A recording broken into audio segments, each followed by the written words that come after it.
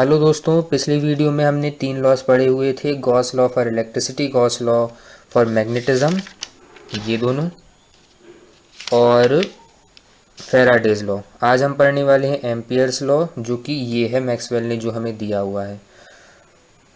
इसके पहले originally Ampere's law ये हुआ करता था, लूप इंटीग्रल या फिर line integral of B dot D L equals to mu naught आई।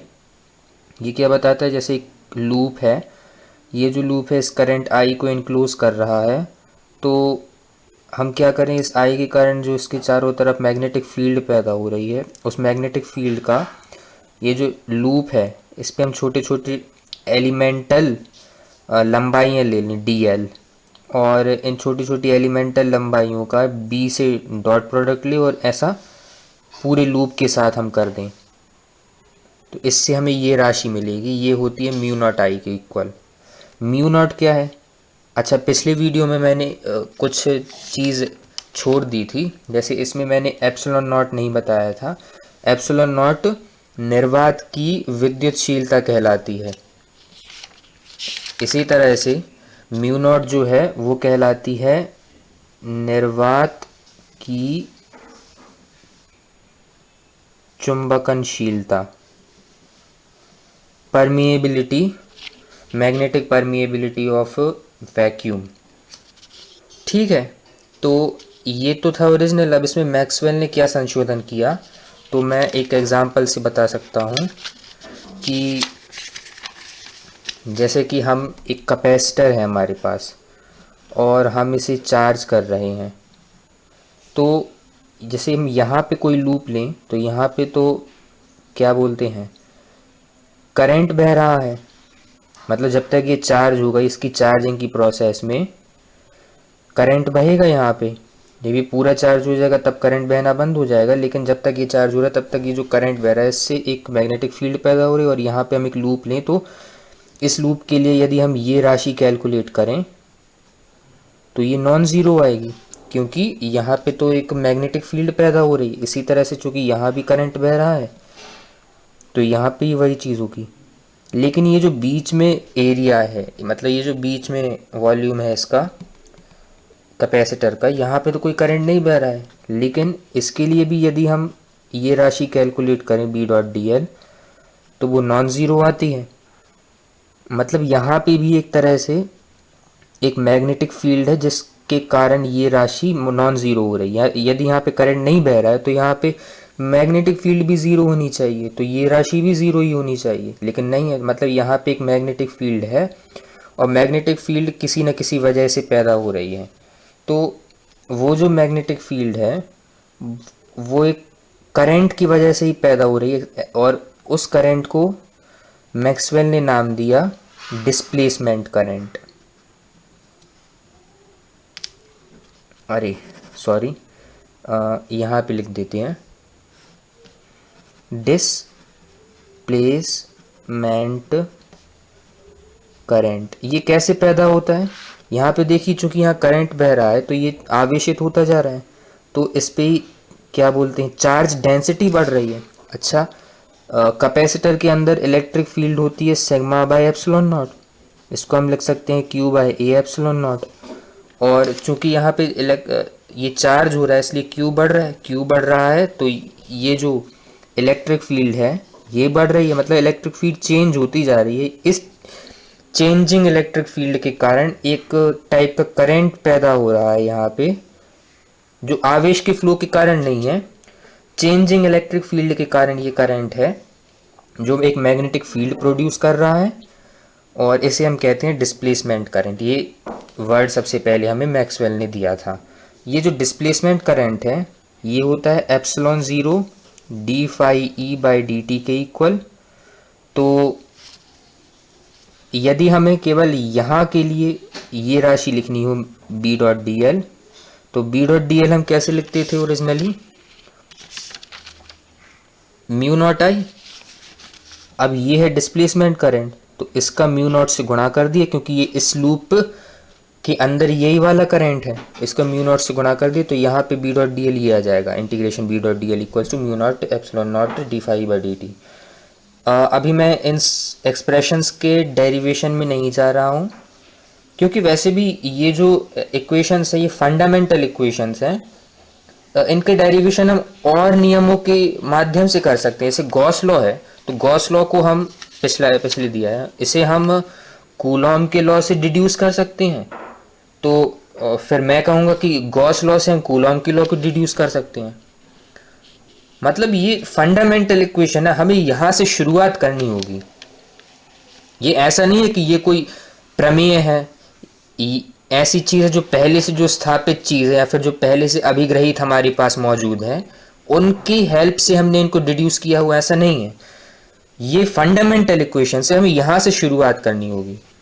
तो इसके ये जो एक्सप्रेशन, इसके समर्थन में मैं ज़रूर कुछ कह सकता हूँ। जैसे कि यहाँ पे ले लेता हूँ,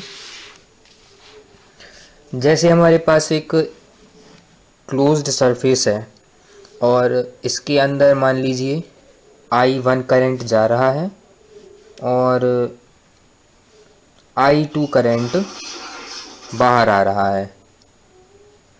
जैसे हमारे पास एक क्लोज सरफेस है, इसमें I1 करंट जा रहा है, I2 करंट बाहर निकल रहा है, तो हम कह सकते हैं अंदर जो dt समय में अंदर आवेश जा रहा है जो वो I1 है, और dt समय में ही जो बाहर आवेश निकल रहा है वो I2 है। तो हम कह सकते हैं अंदर इसमें कितना आवेश इकट्ठा हो गया है। I1 यहाँ पे लिख देते हैं Q इनसाइड, तो Q इनसाइड होगा I1 माइनस I2 dt। यहाँ पे Q इनसाइड लिखना था, तो Q इनसाइड होगा I1 माइनस I2 dt।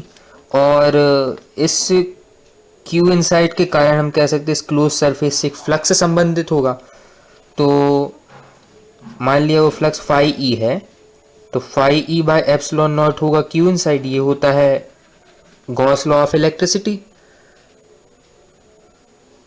शायद मैंने उल्टा बोल दिया, माफ कीजिएगा। फाई ई होता है Q inside by epsilon naught, तो फाई होता है Q inside by epsilon naught. तो हम लिख सकते हैं epsilon naught phi E equals to Q inside. तो यदि हम इस Q इनसाइड की वैल्यू, या फिर ऐसा करें इस Q इनसाइड को T के रिस्पेक्ट में डिफरेंशिएट कर दें। यहाँ पे क्या था, epsilon naught phi E equals to Q inside. अब इसको हम डिफरेंशिएट कर दें, तो यहाँ पे एप्सिलॉन नॉट तो जो कि कांस्टेंट है, फाई ई को हम डिफरेंशिएट कर देंगे टाइम के रिस्पेक्ट में, और ये चीज़ आ जाएगी D Q inside by d T. ये इक्वेशन हम 2 मान लेते हैं। यहाँ पे जो इक्वेशन था इसे हम 1 मान लेंगे। इक्वेशन 1 में यदि हम क्यू इनसाइड को डिफरेंशिएट करें तो लिख सकते हैं हम इक्वेशन 1 से d Q inside by d T क्या होगा, I1 माइनस I2, और इक्वेशन 2 से d Q inside by d T है ये, तो हम कह सकते हैं I1 minus I2 equals to epsilon naught d phi E by d T. अब यहाँ पे आप देख सकते हैं कि I1 करंट अंदर गया, I2 करंट बाहर आया, और अंदर जो आवेश इकट्ठा हुआ उससे हम कह सकते हैं इलेक्ट्रिक फील्ड चेंज हुई। तो उस इलेक्ट्रिक फील्ड चेंज होने के कारण ये राशि नॉन ज़ीरो हुई और इससे एक करंट पैदा हुआ, इसे हम कह सकते हैं डिस्प्लेसमेंट करंट ID। तो एक चीज़ और निकल के आती है कि I1 plus ID equals to I2। मतलब ये I1 करंट अंदर गया हुआ है और इसमें I2 current ID current displacement current जुड़ गया, तो वो दोनों चीज़ें मिलके I2 करंट बन के बाहर निकल आई। मतलब करंट एक तरह से ये भी डिड्यूस होता है इस पूरे एनालिसिस से कि करंट डिसकंटिन्यूस नहीं होता कभी भी। जैसे यहाँ पे एकदम से देख के लग सकता है कि चूंकि यहाँ पे कैपेसिटर है तो करंट डिसकंटिन्यूस हो गया, क्योंकि बीच में तो कोई जगह है ही नहीं जहाँ कोई चालक पदार्थ तो है ही नहीं जिससे करंट बहे। लेकिन नहीं, भले ही चालक पदार्थ नहीं है लेकिन यहाँ इलेक्ट्रिक फील्ड चेंज हुई, और वो इलेक्ट्रिक फील्ड चेंज हुई तो उससे एक तरह का डिस्प्लेसमेंट करंट बना। तो वो जो कंटिन्यूस करंट है ना वो डिस्प्लेसमेंट करंट के रूप में आ गया, फिर यहाँ वापस कंडक्शन करंट बन गया। तो एक बात और हम कह सकते हैं, जैसे यहाँ पे जो कंडक्शन करंट होगा IC और यहाँ पे जो डिस्प्लेसमेंट करंट होगा वो दोनों इक्वल होंगे। इस चीज़ को भी हम प्रूव कर सकते हैं, लेकिन उसके लिए मैं अलग से एक वीडियो बनाऊंगा कि कैपेसिटर में कंडक्शन, इस तरह के सर्किट में, कैपेसिटर सर्किट में कंडक्शन करंट और डिस्प्लेसमेंट करंट इक्वल होगा। तो इसलिए यहाँ पे हमने लिखा हुआ है integral of B dot DL equals to mu naught I, यहाँ पे C लिख सकते हैं हम, और म्यू नॉट ये चीज़ है डिस्प्लेसमेंट करंट, इसलिए मैंने इसको ID लिख लिया। हो सकता है किसी सिचुएशन डिस्प्लेसमेंट करंट भी हो और कंडक्शन करंट भी हो, तो हमें उन दोनों को जोड़ के उनको म्यू नॉट से गुणा करना होगा, तो ये राशि हमारे पास आ जाएगी। तो ये थे चारों लॉज मैक्सवेल के। इनके आधार पे पूरी इलेक्ट्रोमैग्नेटिज्म को हम समझ सकते हैं।